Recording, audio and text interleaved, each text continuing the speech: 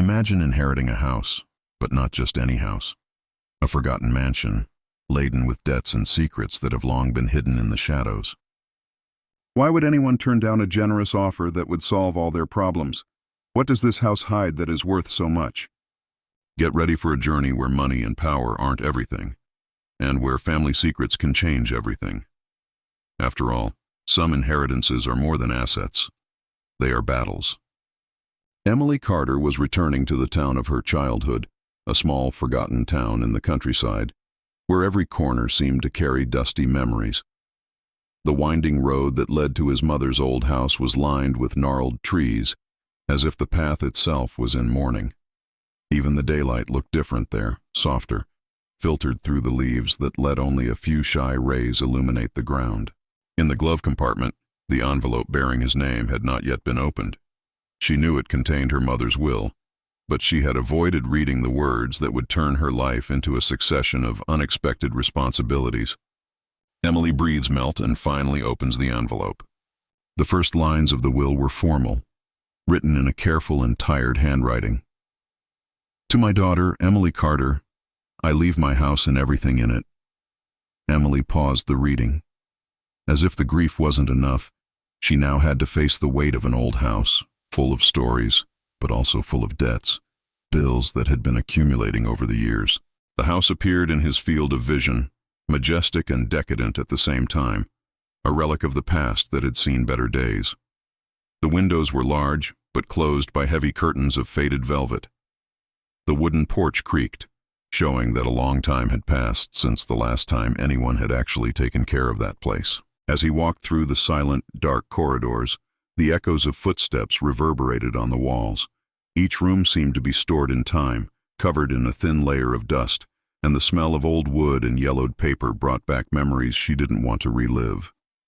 But something about her also felt her mother's presence there, as if that house was an extension of the woman who raised her. In the main hallway, an aged painting hung crookedly on the wall, revealing a small crack that ran down the corner. Emily straightened him by an almost automatic impulse and continued, noticing a slight breeze that seemed to come from upstairs, from the old attic. Suddenly, a thought struck her. There was something in the attic that her mother had never allowed her to see when she was a child.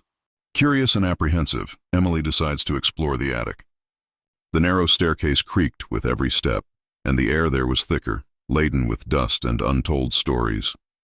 The attic was as she remembered it, a stuffy, dark space where old furniture and stacked boxes formed a maze. But now, instead of fear, Emily felt an inexplicable need to discover something hidden. While exploring, he found a small wooden box with an old key attached to the lid. Her hands trembled slightly as she held her, and she realized that the box felt heavier than it looked. Inside it, a single letter was folded, with Emily's name written in her mother's delicate handwriting. For when you feel ready, the first line read. Emily hesitated before continuing reading. Emily, my dear, this house is more than just a home. Here, I leave you with what I could never explain in life. I know it feels like a weight now, but the truth is in every corner of this place. And when your eyes are open to the past, you will understand why I have protected this house so much. Emily feels a shiver and a flood of questions invades her mind. Why had the mother used such cryptic words? What did it mean to open one's eyes to the past? He felt that this was just a part of something bigger. At that moment, he realized that the house held deeper secrets than he had imagined. It was then that she heard the sound of a car approaching. Leaning against the dusty window, he saw a man in a suit getting out of a black car. He was tall and imposing, with a bearing that suggested someone used to getting what he wanted. It was Gregory Langston, the businessman who had sent several offers to buy before the will was even read. She knew who he was just by name, and by the reputation of disregarding anyone who was in your path. Gregory didn't wait to knock on the door.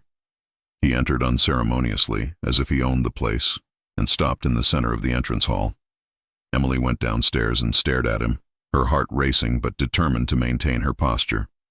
He smiled, but his eyes looked cold. Emily Carter, right? My condolences for your loss.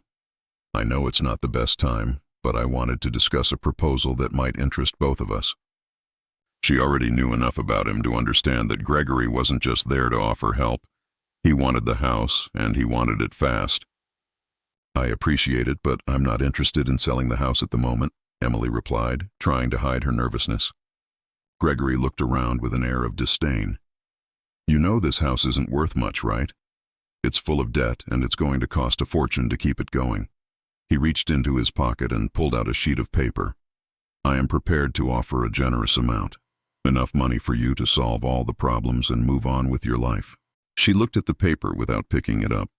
The words of his mother's letter echoed in his mind. "When your eyes open to the past." "I appreciate the proposal, Mr. Langston, but I need time to decide." Gregory sighed, putting the paper back in his pocket. "I understand that you need time, but think about it. This is your chance to get rid of all the problems that this house represents. Don't think you'll find a better offer." He turned and left, but before he walked through the door, he cast one last look. "I just hope you don't regret your decision, Emily." Emily feels the weight of Gregory's words and the choice she now had to make. Alone again, she looked down the dark hallway of the house and at the letter still in her hand. She knew that the answers were not in Gregory's offer, but in the pages written by her mother and in the past that house kept. With a new purpose, he decided that he would not simply sell the house. Something in that place called to her, something that wanted to be discovered. When the door closed after Gregory left, Emily remained motionless for a few moments, absorbing the implications of her visit. His presence had brought conflicting feelings. The temptation to settle quickly with the sale of the house, and the unease caused by his mother's cryptic words in the letter. Still holding on to the yellowed paper, she began to wonder if she should really stay and find out what her mother was trying to hide. The silence of the house seemed to watch her. Emily went upstairs again, attracted by the box with the key and the letter she had found in the attic. His hands still trembled slightly as he read the note again. Each word seemed to have a hidden meaning, a weight that went beyond a mother's simple desire to protect the home. When he observed the old key, he realized that it was decorated with small inscriptions, almost invisible. Intrigued, she tried to rotate it between her fingers, as if the movement could reveal something more. "For when you feel ready." The words echoed in his mind as a promise and a challenge at the same time. Emily took a deep breath and put the key in her pocket, deciding that, first of all, she needed to understand what this house meant. The first few days were a mix of nostalgia and weirdness. Emily spent hours walking through the rooms of the house. Each room told a story. Each wall seemed to hold whispers of the past. In his mother's room, he found an old diary hidden in the drawer of a dressing table. The cover was worn, and the inside pages yellowed by time. With excitement mixed with apprehension, she began to flip. The first few pages talked about trivial things: the garden, the job in the city, and his mother's love for Emily. But soon, the tone of the notes changed. One entry in particular caught his eye. Today, the pressure was intense. Gregory Langston appeared again, insisting on his proposal. "But this house is not his. It never will be. They don't know what this house means, and I will never give it away." Emily felt a chill run down her spine. So his mother and Gregory had known each other for a long time, and he was determined to own that house. But what would be so important to him as to pursue her like this? And more importantly, why had his mother resisted so much? The cipher letter and the diary created more questions than answers. Emily knew she was only scratching the surface of a much larger story. As she progressed in reading, she discovered that her mother mentioned other names, people from the city, friends, and even enemies that Emily had never heard of. But one name appeared repeatedly in the pages of the diary: Samuel Baxter. "Samuel Baxter told me that we must preserve the legacy, that the house is more than just a building. But will Emily ever understand? Will she, if I ever leave, see the value of all this?" The mention of her name paused. Her mother had always been private, a woman of few words, and Emily had never known about Samuel Baxter or any deeper relationship with the house. The entrance seemed to suggest that he was someone trustworthy, someone who shared the same ideals and the same struggle. Intrigued, Emily decided to investigate who Samuel was. The next day, he went to the city center and entered the old public archive. The building, as dusty as his mother's house, was almost empty. After briefly explaining her search to the archivist, an elderly man with keen eyes, she began to examine old documents, hoping to find some clue about Samuel Baxter.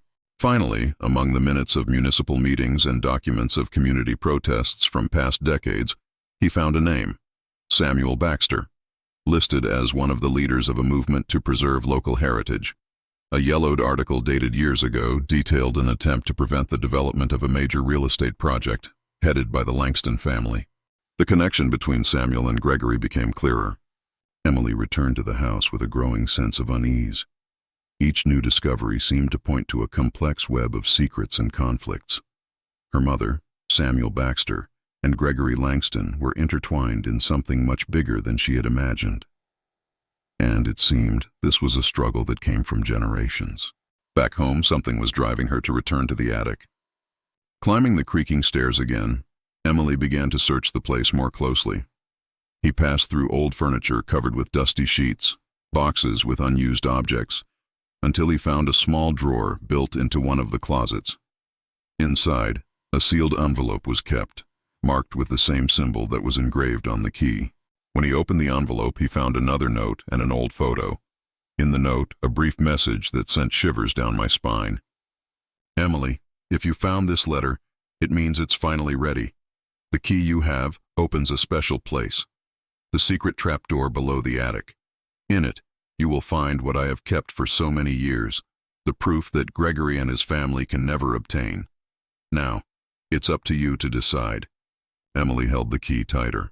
His heart was beating fast. Curiosity and fear were mixed. What was it about that trapdoor that was so important? And why had her mother spent her whole life hiding something that seemed so dangerous? Emily was back in the attic, holding the key firmly and mentally preparing to open the trapdoor that her mother had so carefully guarded.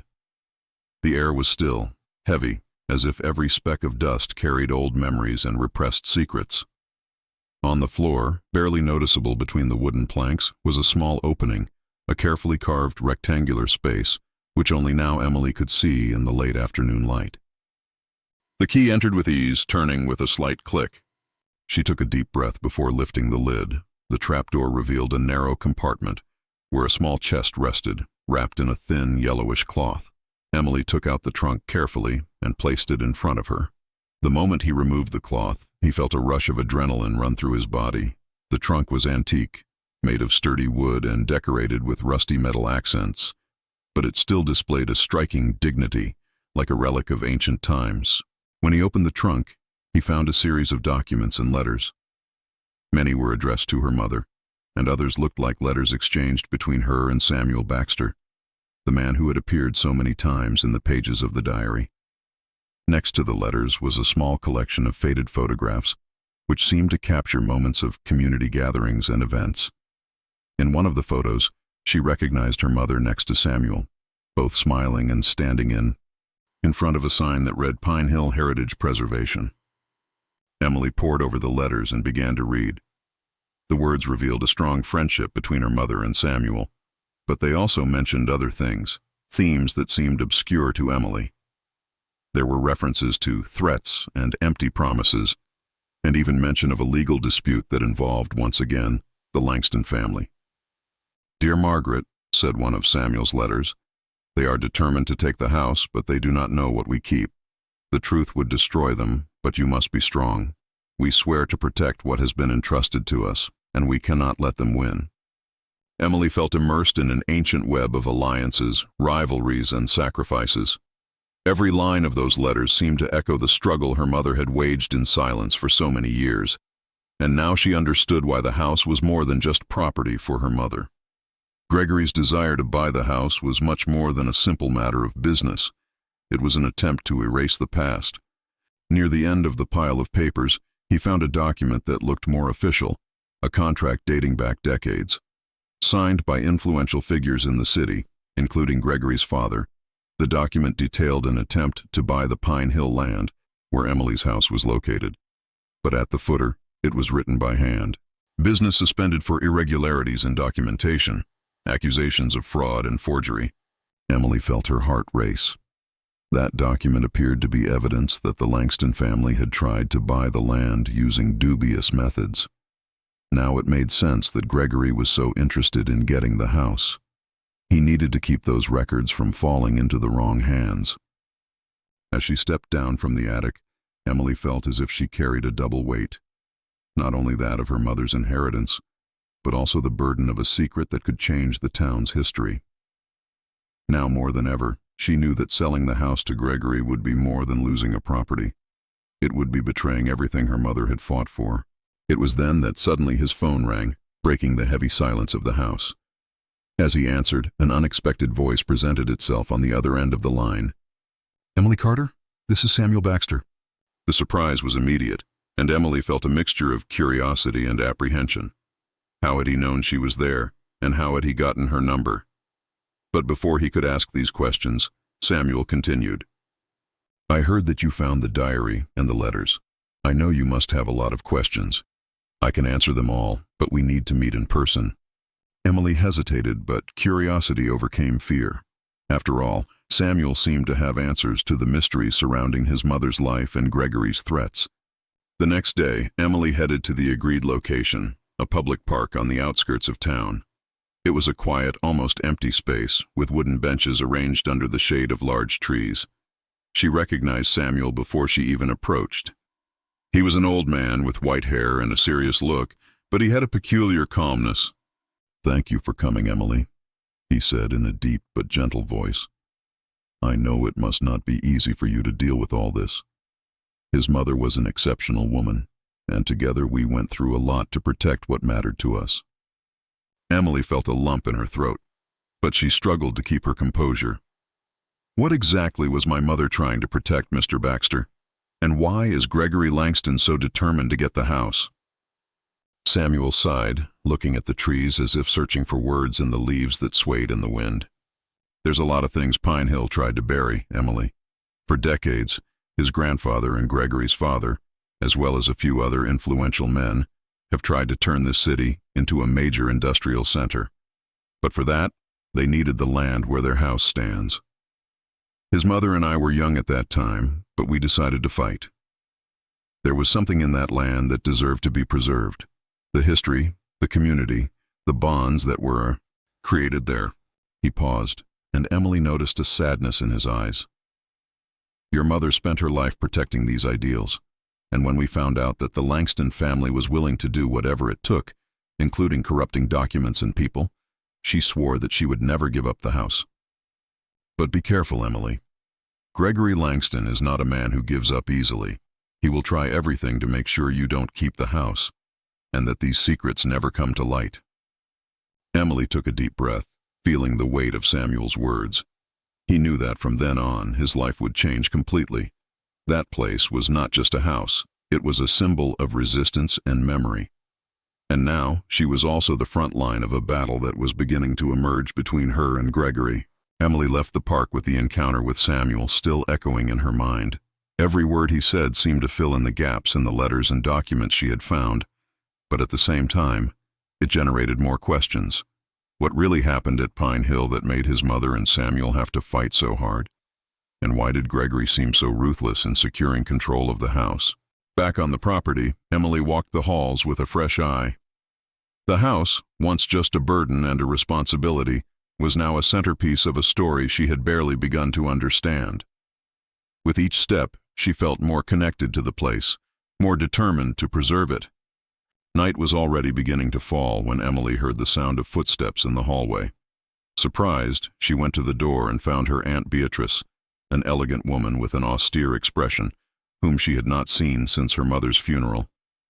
"Beatrice," Emily said, surprised, "I didn't know you would come." Beatrice sighed, adjusting the scarf around her neck. "Emily, dear, I hear that you intend to keep the house, and I thought it was time for us to talk." She paused, looking around with an expression that mixed nostalgia and disdain. "This house was once a symbol for our family, but I think you understand that it represents a huge burden. Her mother carried this weight alone. Maybe it's better for you to go another way." Emily noticed the subtext in her aunt's words. "You want me to sell the house?" "It's not just a matter of wanting, Emily. There are responsibilities that you may not understand now. Gregory Langston is willing to pay you well, and honestly, it would be the most sensible way out for you. Emily was surprised by Beatrice's pressure and felt compelled to ask, "Why does the whole family seem so eager for me to sell this house?" Beatrice hesitated, but her gaze hardened. "There are things that are best left in the past, Emily. Your mother? She didn't understand that. If you decide to cling to this house, you may end up sacrificing your life like it." After meeting Beatrice, Emily felt more resolute. He returned to his mother's room, where the diary and documents were still on the table, and began to flip through more pages in search of answers. His mother had noted in detail the tense moments of the struggle for Pine Hill, describing the secret meetings, the veiled threats, and the community support that had begun to weaken as the Langston family's pressure mounted. One excerpt in particular caught his attention.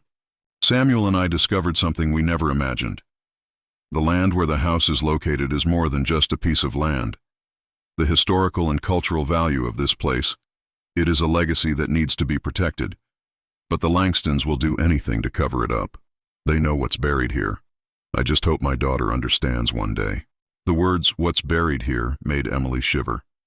His mother spoke of a historical and cultural value, but did not specify what exactly.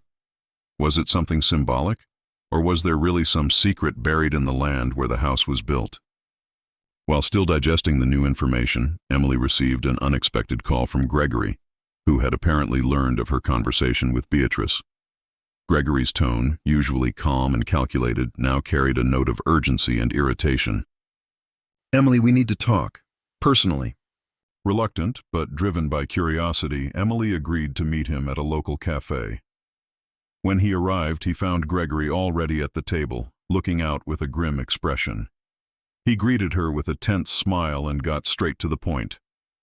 "Emily, I know you're curious about your mother's story and the disputes we've had, but I must warn you, there's a lot you don't know that you may not want to know." "Like what, Gregory?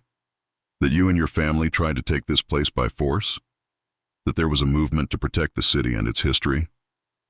Gregory took a deep breath, clearly annoyed, but maintaining his composure. "Emily, there are decades of history here, and this story is much more complicated than you think. His parents got involved in something that transcends financial value. But think about it. It's not worth sacrificing your future for something that belongs to the past." Emily stared at him, feeling the fury build. "My mother fought for something important, Gregory, and I have the right to know what it was. You and your family cannot simply erase the past to ensure a future that benefits only you." Gregory leaned forward, his tone of voice now darker. "So know this. If you continue, it will be a lonely and dangerous path. I've seen other people break and give up. I really hope you rethink your decision."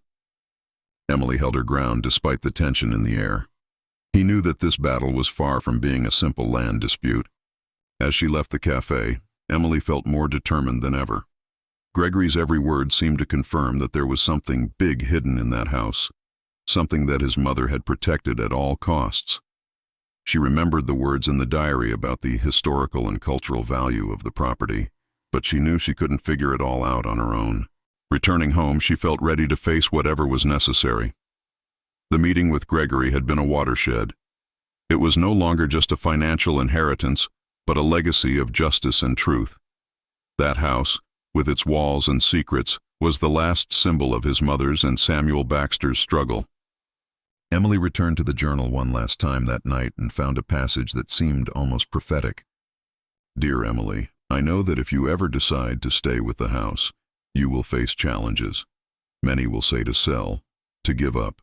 But remember, the true value is in the roots we create here, in the stories we live. Protect this house as if it were an extension of who you are, because in the end, that is exactly what it is." Reading those words, Emily felt a surge of emotion and, at the same time, a renewed determination. Her mother had foreseen the obstacles, and now Emily felt that, in a way, she was following a path that she had traced. The decision to fight for that house, for its history and for what it represented, was now irrevocable. The days following the meeting with Gregory were intense for Emily. Her determination to protect her mother's legacy grew by the moment, but Gregory's sense of isolation and veiled threats made her feel vulnerable. He knew that if he wanted to continue with this fight, he would need support. Inspired by her discoveries in the diary and Samuel's words, she decided to seek information directly from the oldest residents of the city. Emily began to frequent the central square of Pine Hill, where small groups of residents gathered in the late afternoon to talk. He felt that this was a good place to start his investigations and try to connect with people who might still remember his mother and Samuel's efforts to preserve the local heritage.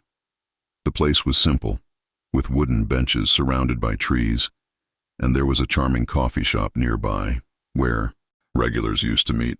One of these afternoons, Emily approached a group of ladies who were talking animatedly. They paused for a moment when they noticed Emily's presence, exchanging curious and surprised looks. "Excuse me," Emily began. "I'm Emily Carter, daughter of Margaret Carter." The ladies looked at each other, and one of them, a gray-haired woman named Evelyn, replied with a nostalgic smile. "Oh, sure, little Emily, you've grown so much. His mother was an admirable person, dear. He did a lot for this city, more than many people recognize." "She talked a lot about the history of Pine Hill," Emily said, feeling more at ease. "I discovered some things about her fight to protect the house and the city's heritage. Could you tell me a little more?" Evelyn exchanged a glance with the other ladies before nodding. Margaret was a defender of the past, and she and Samuel Baxter truly believed that Pine Hill was more than just a piece of land. They wanted to preserve the essence of the city, its historical value, especially against people like the Langstons. Evelyn continued to tell, revealing that Pine Hill had been one of the first settlements in the area, with a rich history full of traditions. The city had been, for many years, a meeting place for meetings of community groups and an important space for the exchange of culture and stories. "That's what your mother wanted to preserve," Evelyn said in a voice charged with emotion. "She believed that your house represented the city's resistance against unbridled modernization. When the Langstons began to propose major projects, Margaret and Samuel were the first to oppose it. They wanted to turn everything into profit, to erase the history of Pine Hill." Emily listened attentively, taking in every detail. It wasn't just a matter of preserving the house, it was a fight for something much bigger. The stories of her mother and Samuel inspired a sense of responsibility in Emily that she was still beginning to understand.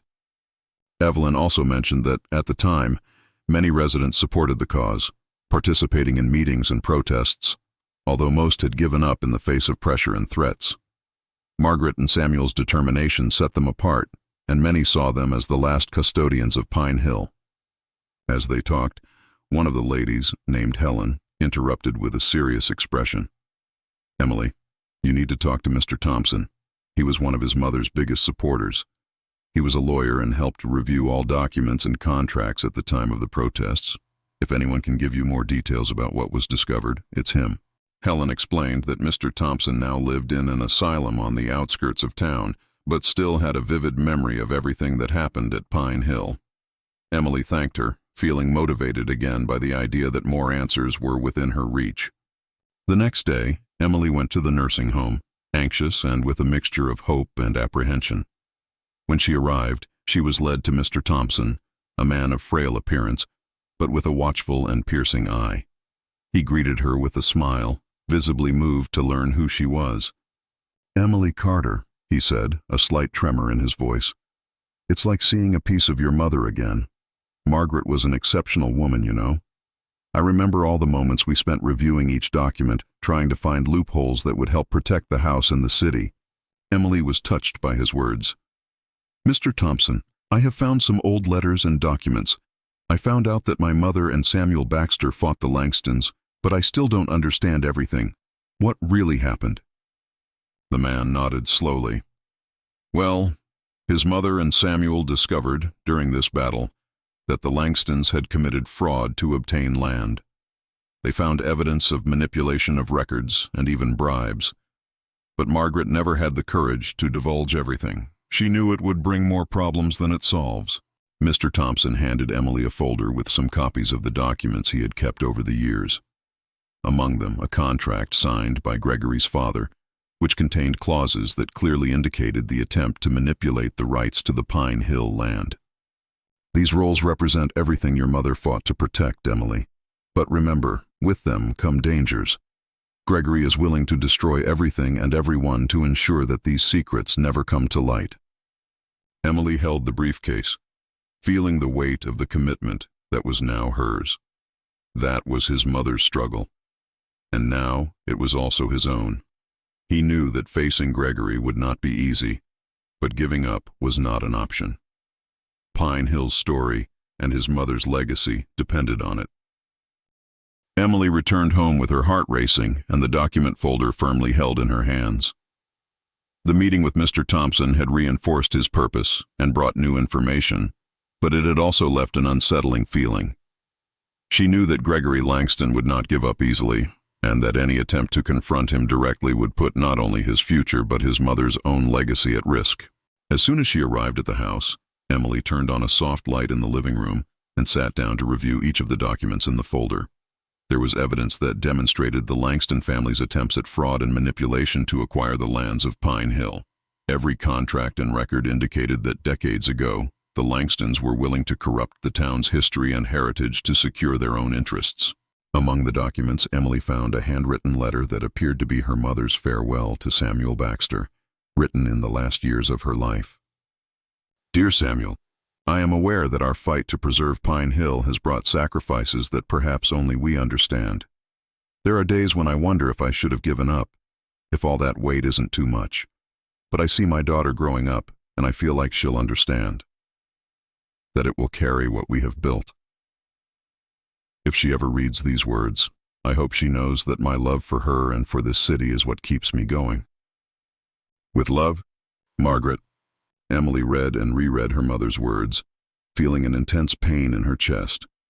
It was as if her mother was there, whispering to her, passing on the flame that had guided her own life. Emily felt empowered, but she also knew she needed to be cautious. With each page, I felt the weight of responsibility deepen. The next morning, before Emily could even start planning her next moves, she received an unexpected visitor, Beatrice. The aunt entered the house with an expression of concern, and her first words were of warning. Emily, I hear you've been talking to Thompson. I can't say I was surprised, but I need to warn you. Gregory is watching his every move. He knows you're gathering information, and that's not safe. Emily looked up, determined. So he also knows that everything I'm gathering is facts, the truth he has tried to hide all these years. Beatrice sighed deeply. Emily, you're young and determined, but this fight, it is not so simple. Their mother almost destroyed herself by trying to go against them, and you have to understand that the Langston family has always done whatever it takes to maintain their power. It's not just about money or property, it's about control. Emily didn't look away, but she felt a wave of doubt. She knew that Gregory would not hesitate to go to the last consequences to keep her interests intact, but at the same time, she was not willing to back down. Beatrice, this is my mother's house, the legacy she left, and if the Langstons think they can bully anyone to get what they want, then they're in for a surprise. Beatrice watched her for a moment, and a mixture of pride and apprehension flashed in her eyes. I just ask you to be careful, Emily. Remember that even the most righteous battles can have devastating consequences. Aware of the importance of having support, Emily decided to call a meeting with some members of the community who still remembered her mother and who, like her, also wanted to preserve the history of the city. It was Samuel who organized the meeting in a small room at the Pine Hill Community Center.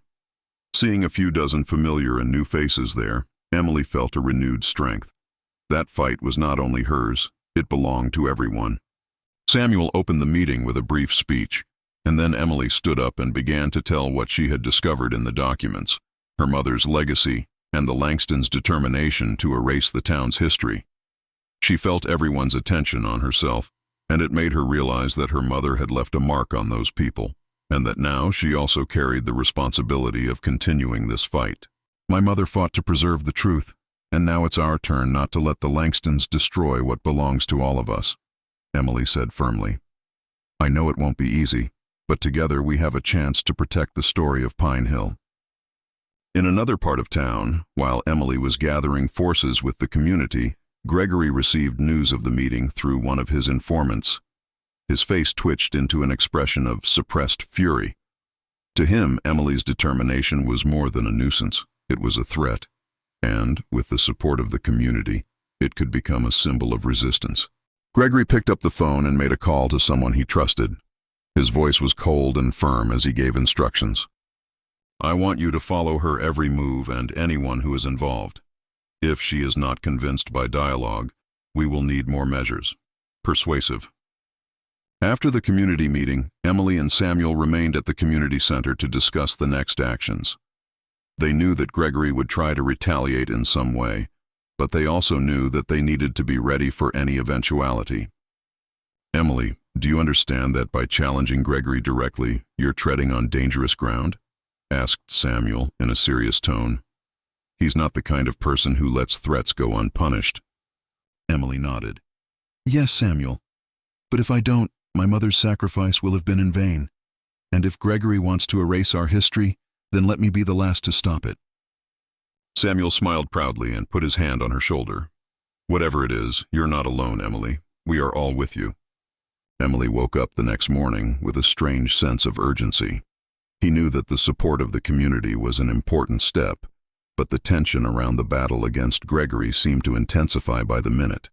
He looked at the documents he had gathered and realized that he still had a lot to understand and organize. I needed to be prepared for anything. Still in her pajamas, Emily heard knocks on the door, and when she opened it, she found a delivery man holding an official envelope. With a slight tremor in his hands, he opened the envelope and found a letter from a local law firm.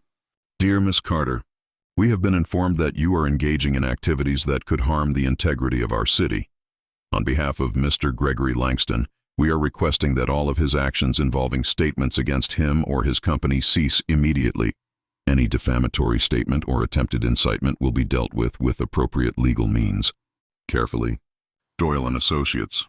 Emily felt her stomach turn. Gregory was trying to intimidate her through justice, using legal threats to stifle her fight before she even had a chance to defend herself.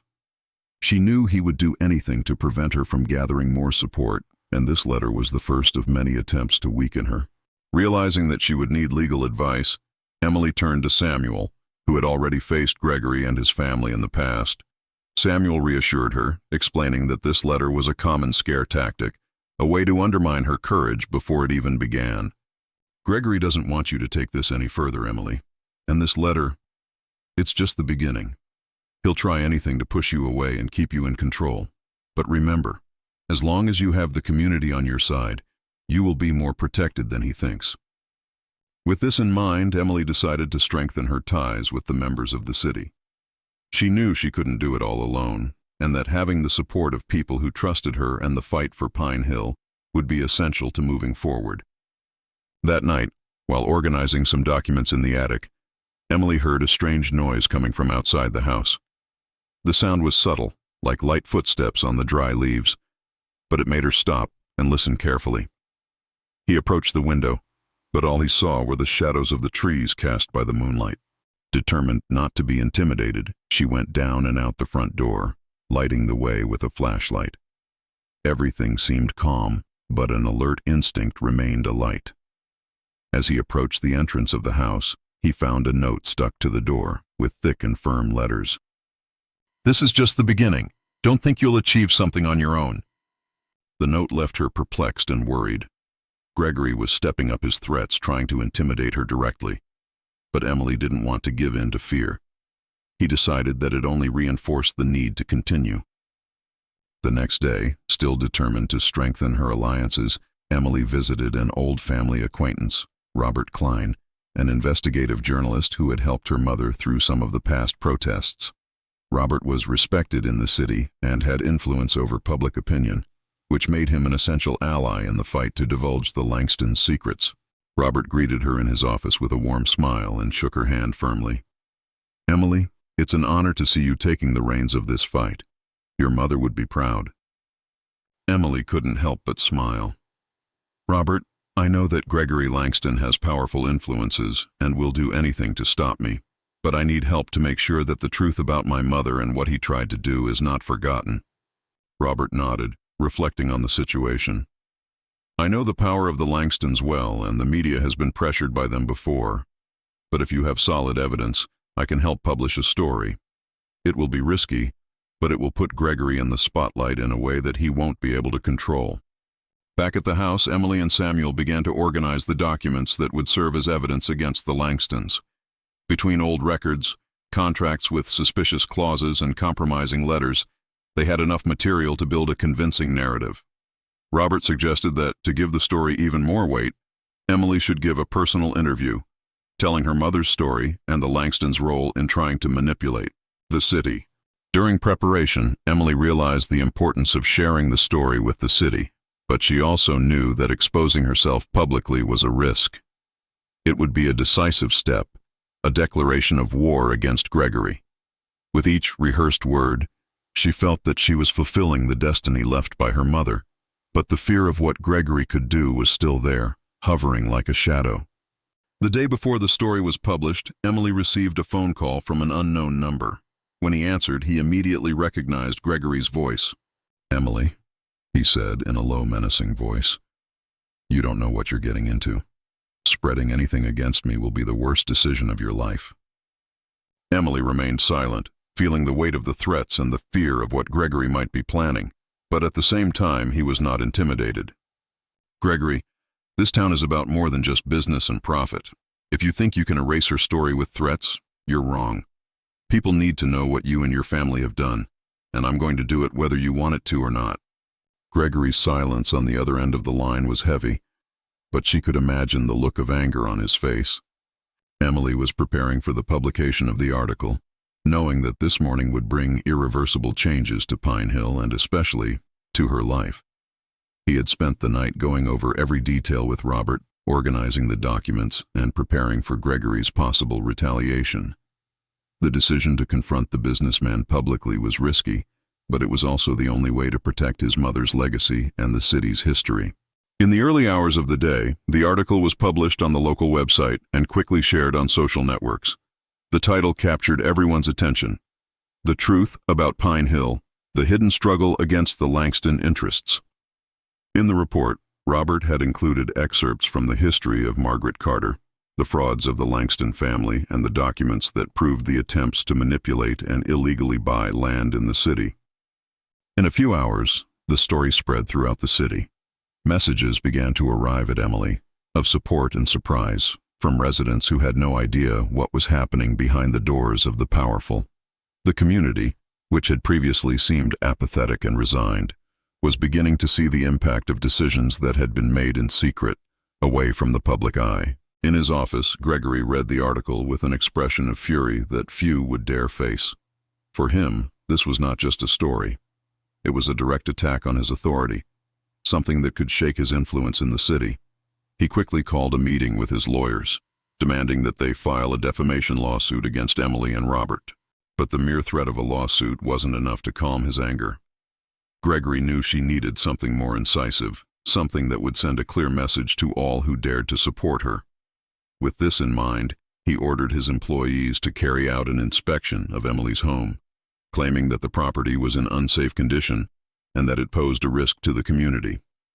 In the late afternoon, Emily heard the sound of cars stopping in front of her house. As he looked out the window, he saw 3 officers accompanied by a group of workers who brought tools and equipment for inspection. The leader of the officers, with an impassive countenance, approached her and explained that they had received an order to check the condition of the property. "We are here to conduct a thorough inspection," he said. "If there are irregularities, immediate action will be needed to ensure security." Emily realized that this was yet another scam by Gregory, an attempt to intimidate her and turn the community against her, suggesting that her home was a danger to others. But despite her fear, she did not back down. "This is my house, and I have a right to know who ordered this inspection," Emily demanded, trying to remain calm. The officer hesitated for a moment, but replied coldly, "Order from the prefecture, Miss Carter. We are just doing our duty." While the inspection was taking place, some residents began to gather in front of the house. News of Robert's story had spread quickly, and people were coming to show support for Emily. Evelyn, Helen, and other longtime members of the community were there, watching the action with expressions of concern and outrage. One of the neighbors, outraged by the situation, approached the officers and protested. "This house has been here for decades. We do not accept that you come now with this excuse to intimidate our community." The officers looked at each other, visibly annoyed by the growing protest, but continued the inspection. Seeing that the situation was becoming a public scene, the workers withdrew early, aware that community support could derail any of Gregory's plans. The next day, Emily received an unexpected phone call. Gregory Langston was on the other end of the line, but this time his tone was more restrained and calculated, as if he were trying to balance the situation. "Emily, I think we can agree that the situation is becoming draining for everyone," he began. "I propose a meeting. I can guarantee a fair offer for your home, and you won't have to face any more legal complications." Emily felt a wave of contempt for Gregory's words. I knew he was not interested in justice or peace. He just wanted to silence the truth. But at the same time, he recognized the importance of maintaining dialogue, even if it was just to gain time and strengthen his alliances. "I will accept your meeting, Gregory, but know that it will not be an easy conversation for you. I'm more determined than ever to protect what my mother built," Emily replied firmly. Emily met with Samuel and Robert before the meeting. He knew he would need advice and the support of his closest allies. Robert, with his experience in investigating influential figures, warned her of the possible traps Gregory could use to weaken her. Samuel, in turn, suggested that she take copies of all the documents as a way to pressure him, making it clear that she did not intend to back down. By the end of the conversation, Emily felt prepared for anything Gregory tried to do. I knew that I could not trust his words and that I must remain firm and unshaken. The meeting could be a step towards resolving the situation or escalating the conflict once and for all. Emily carefully prepared for the meeting with Gregory, taking with her copies of the documents that exposed her family's schemes. I knew he would try to manipulate the situation and possibly present a new offer. Still, the determination to protect his mother's legacy and the story of Pine Hill was stronger than any financial proposal he could offer. The meeting took place in a luxurious office in the center of the city, a place that exuded power and influence. Gregory was already seated, appearing calm and self-confident, with a folder of documents in front of him. He greeted her with a cold smile and gestured for her to sit down. "Emily," he began in a controlled tone of voice, "I would like to resolve this situation in a civilized manner. I imagine that all this conflict has been a wear and tear for you." Emily kept her gaze steady. "Gregory, I'm not here to sell my house or give up the fight my mom started. I think you know very well what this house represents to Pine Hill and to all of us." Gregory sighed, leaning back in his chair. "I understand that you want to honor your mother's legacy, but honestly, this battle is harming the city more than you think. We can solve it simply. I offer a generous amount for the purchase of the house, and you avoid all the hassle of legal action and retaliation that will inevitably come if we continue on this path." Emily took a deep breath and took the copies of the documents from her bag, placing them on the table between her and Gregory. These documents prove that his family tried for years to acquire this land in a dishonest way. Fraud, manipulation of records, bribes. "And do you want me to believe that the problem is in my resistance?" Gregory frowned, looking at the papers for a moment before staring at her again. "Do you really want to take this further? Do you think this evidence will be enough to convince someone that my family did something illegal? I can assure you, Emily, that this evidence may be re-evaluated with the right resources." Emily felt a wave of indignation.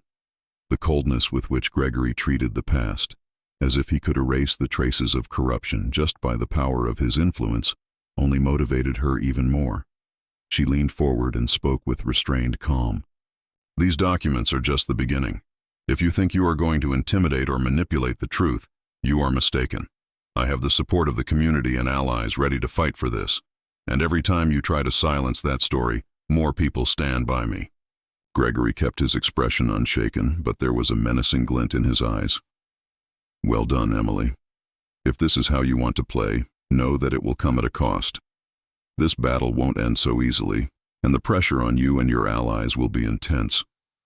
I warned you that this was a dangerous fight, and I think it's underestimating the power I have."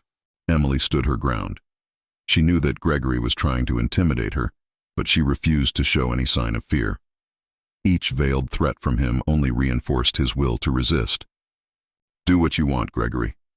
If you think you can bend Pine Hill to your will, you're wrong. The city is waking up to what you stand for, and that's not something you can solve with threats or money.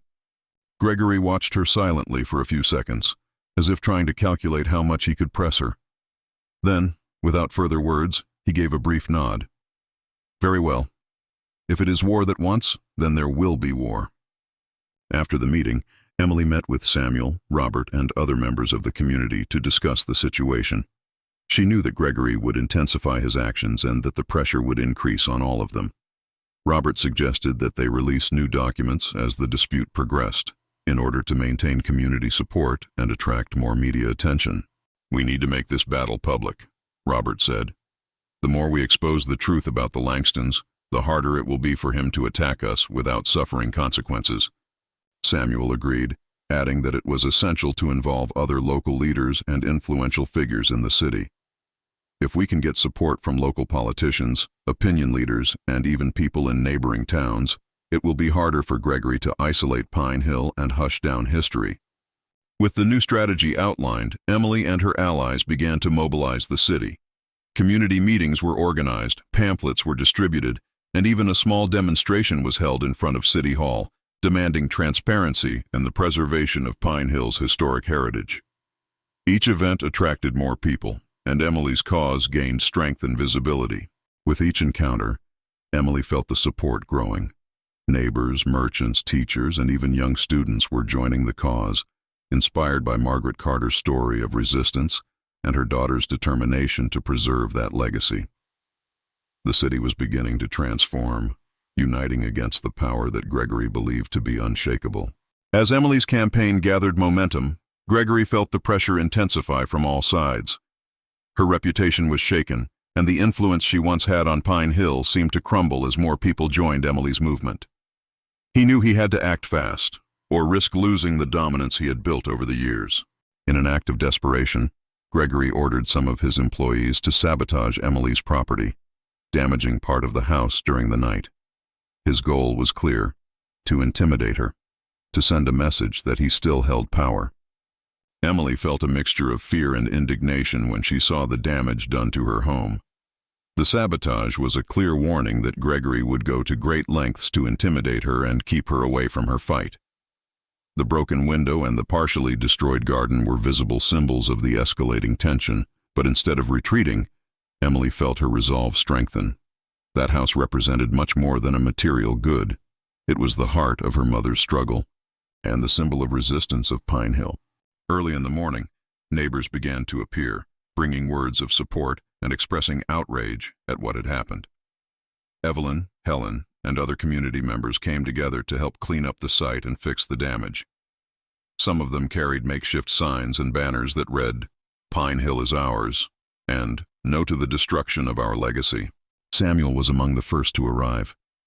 He placed his hand on Emily's shoulder, his countenance serene but firm. "Don't be shaken by this, Emily. Gregory thinks that such an action weakens us, but it only makes us stronger." Robert also appeared and suggested that they use the occasion to attract more support. "This sabotage is further proof that he is desperate. We will take the opportunity to expose this attitude, bring more people together, and show that Pine Hill will not be silenced." With Robert's idea, Emily and Samuel began organizing a march in protest of Gregory's actions and in support of the preservation of the town. Preparations were intense, but quickly the event gained attention, and people from other communities began to show interest in participating.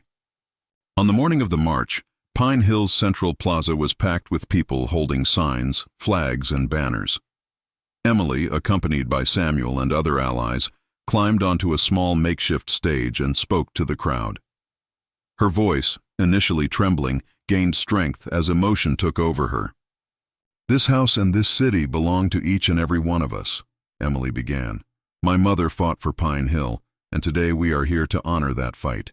We will not allow our history and our identity to be destroyed in the name of greed.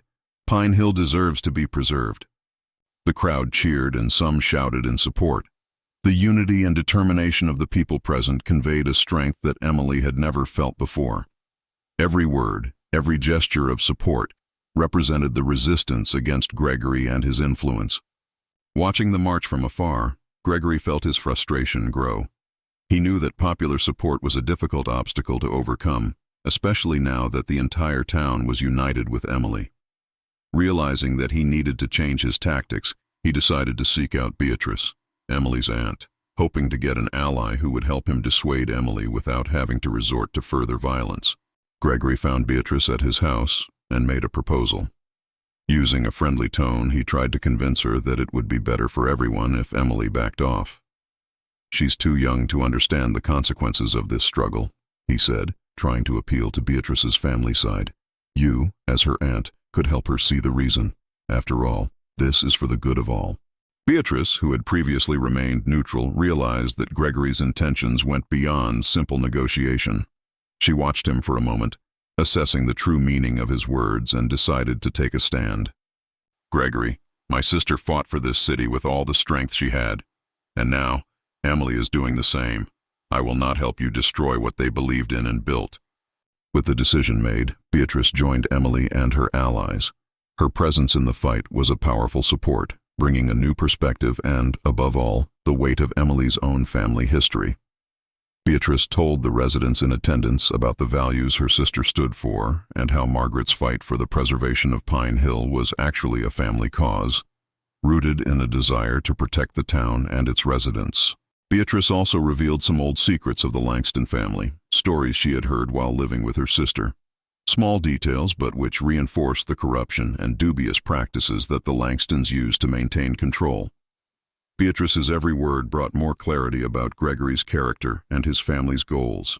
The growing mobilization and impact of the march put pressure on Pine Hill City Council to take action.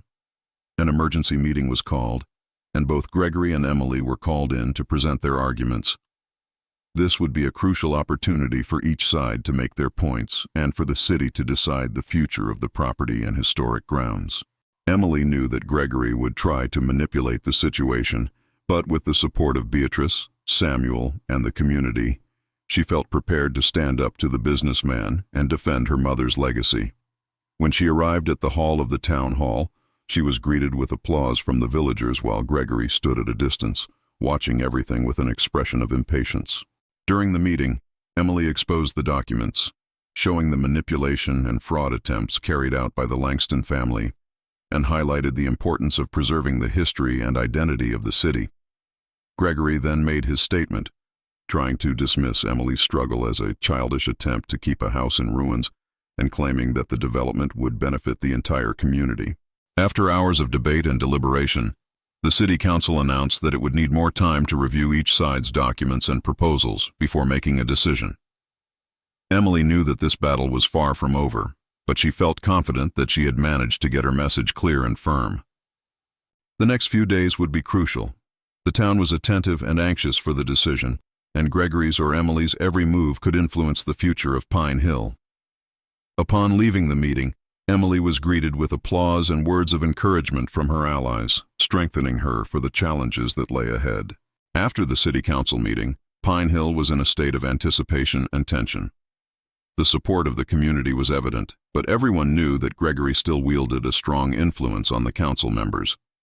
In the following days, Emily, Beatrice, Samuel, and other allies continued to mobilize, promoting meetings and awareness actions to reinforce the importance of preserving the city and Margaret Carter's legacy.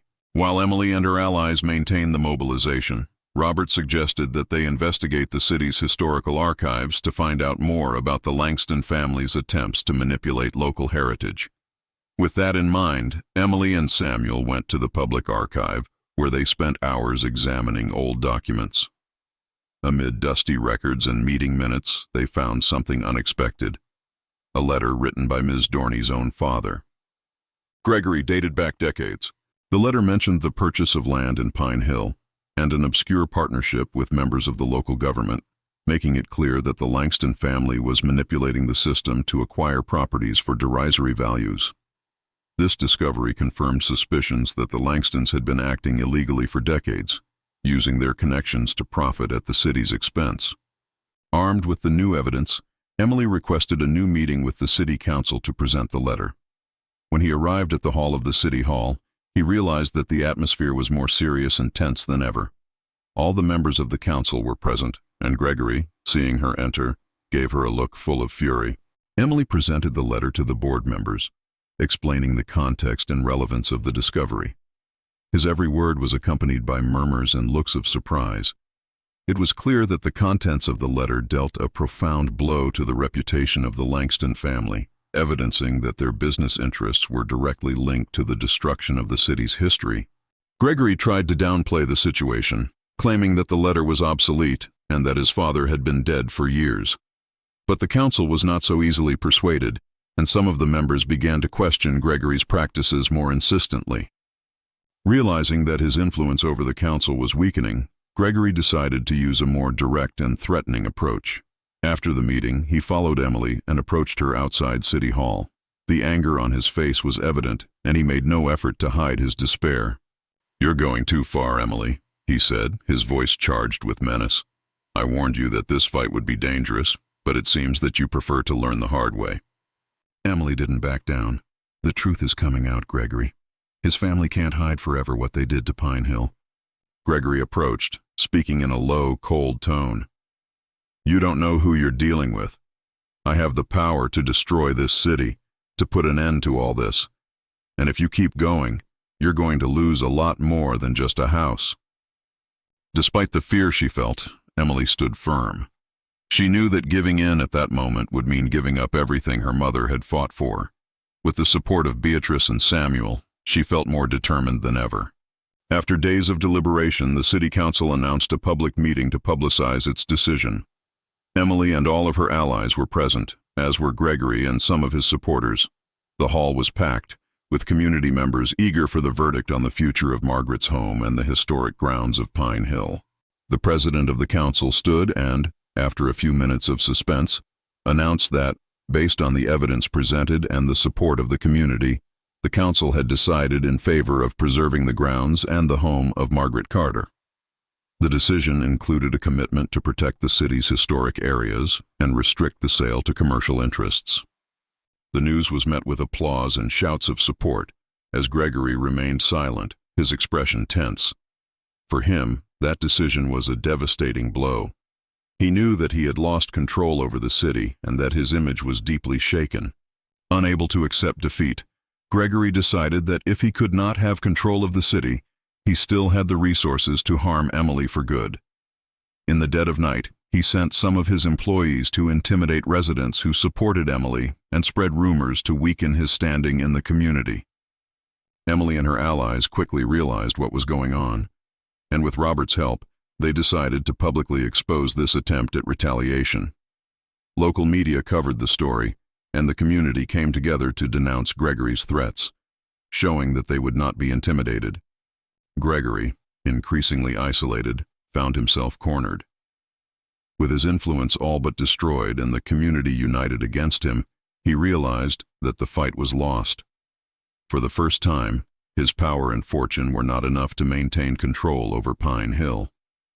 With the city council's decision and continued community support, Emily felt a real sense of victory for the first time. Her mother's house was protected, as were the historic grounds of Pine Hill, and the relentless fight for Margaret's legacy had finally found a fair outcome. For Emily, this battle represented much more than the preservation of a property. It was an achievement that honored her mother and strengthened her identity of Pine Hill. Gregory's defeat deeply shook his reputation and his business. With the truth about his family exposed, many of his longtime partners began to distance themselves from him, realizing that allyship with someone so willing to bully and corrupt was a risk. In addition, public denunciations and pressure from the Pine Hill community turned him into an outcast, a symbol of greed and abuse of power that the city rejected. Gregory tried in vain to regain some of his influence, but the doors closed one by one. The image of someone untouchable and unbeatable had been shattered, and he ended up leaving Pine Hill in search of a new beginning elsewhere. His last act before leaving was to sell his property in the city, ending an era of domination and oppression. With Gregory gone and victory assured, Emily began planning a future for the home that meant so much to her and the community. With the help of Beatrice, Samuel, and the neighbors, she decided to turn the house into a community center, a space that would celebrate the history of Pine Hill and her mother's tireless struggle. The design for the community center quickly came to life. Emily and her allies organized restoration efforts, and people of all ages participated, contributing their skills and enthusiasm. As they painted walls, repaired furniture, and cleaned every corner of the house, she felt like she was reviving her mother's essence. Every gesture, every little improvement, represented the strength and love that Margaret had dedicated to the city. The opening day arrived with an atmosphere of joy and excitement.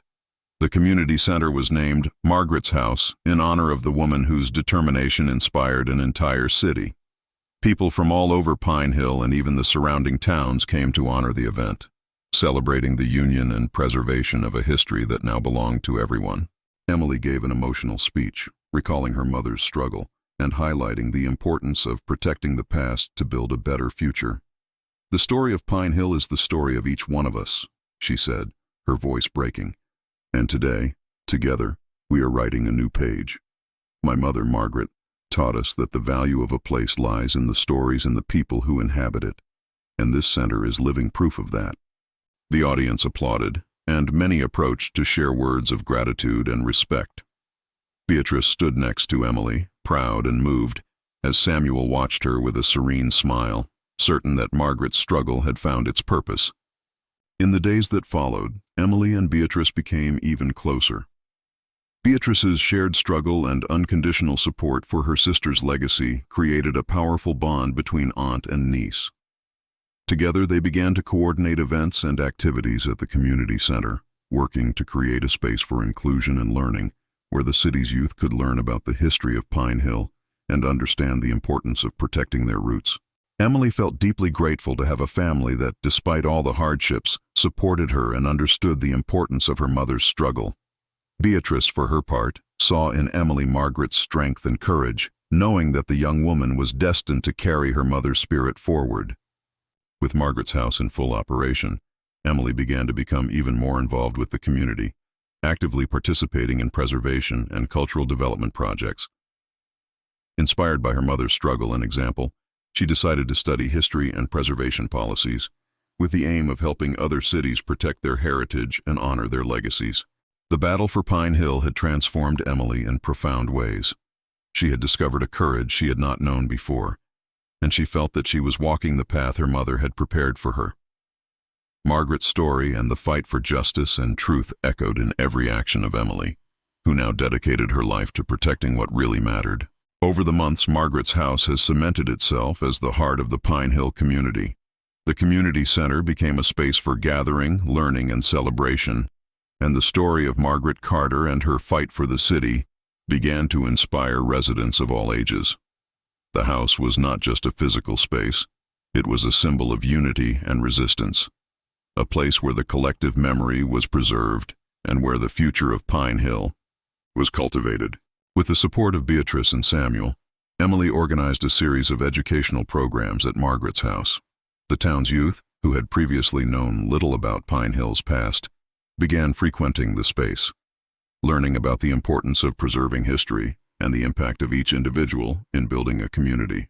One of the most successful projects was Pine Hill Roots, an initiative that encouraged young people to interview longtime community members to document life stories, traditions, and important events. Emily realized that by recording these stories, young people not only learned about the past, but also created a stronger bond with the city and each other. The success of the project soon caught the attention of neighboring towns, and Margaret's house began to receive visits from schools and community groups interested in replicating the initiatives in their own regions. During one of these visits, Emily met Dr. Richard Cole, a renowned historian who had heard about Margaret's house and was intrigued by the community preservation work. He was impressed by Emily's effort and her dedication to honoring her mother's legacy. "Emily," said Dr. Cole, "what you are doing here is more than preserving a city. It is teaching people the power of roots, the value of history, and the strength of a united community. I'd like to help expand this project so that other cities can learn from what Pine Hill is building." Dr. Cole's enthusiasm brought new possibilities to the House of Margaret. Together, he and Emily devised a proposal to create a network of community centers inspired by the Pine Hill model, which would help other cities rescue their stories and promote cultural preservation. With Dr. Cole's help, Emily secured funding to open the first community center modeled after Margaret's house in a neighboring town. During the opening ceremony, Emily felt a deep gratitude as she saw how her mother's example continued to impact other communities. She was invited to talk about her mother's trajectory and the importance of each community preserving its heritage and memories. "My mother believed that a city is built by its history and its people," Emily said, emotionally. "What we do today is not only for us, but for the generations to come. I hope that everyone here can feel the value and strength that exists in protecting their own roots." Applauded by the residents of the new town, Emily felt she was fulfilling her purpose. The House of Margaret was now a movement that inspired other towns to follow the same path of resistance and preservation. With the success of the community centers, Emily realized that her life had taken a new direction. Inspired by the impact of conservation work, she decided to dedicate herself entirely to this mission, expanding the reach of her mother's legacy beyond the borders of Pine Hill. Beatrice and Samuel, always by her side, encouraged her to carry out this project, knowing that Margaret would be immensely proud to see how much her daughter was willing to do to honor the family's memory. Emily then decided to deepen her studies in historic preservation and community culture in order to further train herself to continue leading this transformation. With the support of Dr. Cole and other partners, Emily began developing a training program for young community leaders, teaching them to value and preserve their local stories. She knew her mission was now broader, to inspire others to become stewards of their own communities. In the years that followed, the House of Margaret cemented itself as a symbol not only for Pine Hill, but for many other towns that drew inspiration from her history and her struggle. The movement to preserve and value local heritage that Emily led became a network of community centers that helped communities rediscover their stories and protect their identities. Emily had never imagined that the fight to protect her mother's home would turn into such a broad life mission. Each new community center opened in neighboring towns brought with it the essence of what Margaret had stood for: the importance of preserving the past to strengthen the present and prepare for the future. The network of centers was called Living Roots, a tribute to the Pine Hill Project, and each center had a sign in memory of Margaret Carter. On a special day, a group of young students visited Margaret's house to learn about the history of Pine Hill and learn about the importance of historic preservation. Emily, now an inspirational figure for many generations, guided the young people through the house, showing each space with affection and pride. She told her mother's story in moving detail, and the children listened attentively, enchanted by the value of that struggle. One of the students with bright, curious eyes asked Emily, "What made you not give up even when everything seemed so difficult?" Emily smiled, remembering everything she had been through. "My mother taught me that what really matters in life are the things we build together, which remain even after we are gone. Margaret's house is not just a building. It is a symbol of what we can do when we are united. That's it. It's worth all the fight." Over the years, Beatrice became a constant presence in Margaret's house, participating in activities, events, and advising Emily on her mission. But time brought its own transformations, and Beatrice, on a calm, sunny day, felt it was time to leave Pine Hill to rest and spend her last years in peace. On the afternoon of their departure, Beatrice and Emily sat in the garden, observing the house that was now a center of life and community. "You've done so much more than your mother dreamed of, Emily," Beatrice said with a proud expression. "And in each new center you take a piece of it, a memory of everything we built here." Emily held Beatrice's hands, moved. She knew that her aunt's presence had been fundamental in her journey. "Thank you for always being by my side, Beatrice. Everything we did was because I had you as an inspiration." Beatrice left that afternoon, but their friendship and complicity became a precious memory, cherished in the memory of Margaret's house and in Emily's heart. Over the years, Pine Hill has grown into an example of preservation and community. Margaret's house hosted cultural events, art workshops, history classes, and community meetings. It has become a living space, always changing, but faithful to the original purpose of preserving the city's identity. Emily, now a mature and respected woman in the region, continued her work in the Living Roots Network, dedicating her life to teaching the importance of roots, history, and the power of unity. Her fight to preserve her mother's home had become a fight for something bigger, something that now impacted many lives and communities. The city of Pine Hill instituted a holiday in honor of Margaret Carter and everyone who fought to protect the city's heritage.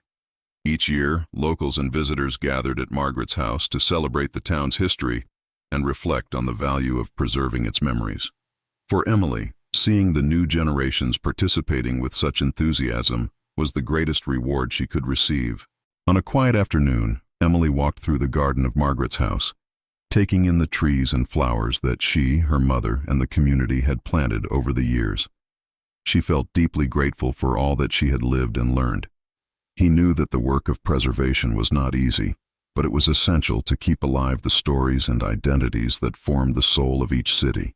As she looked at the house, she felt as if her mother was there by her side, proud and serene. The house of Margaret was not just a physical inheritance, it was a legacy of love, justice, and unity, something that would always be present, even after generations. Emily smiled, certain that she had fulfilled what her mother had wished for, and more. His purpose now was to ensure that this mission continued, passing on the legacy of resistance and memory to all who came after.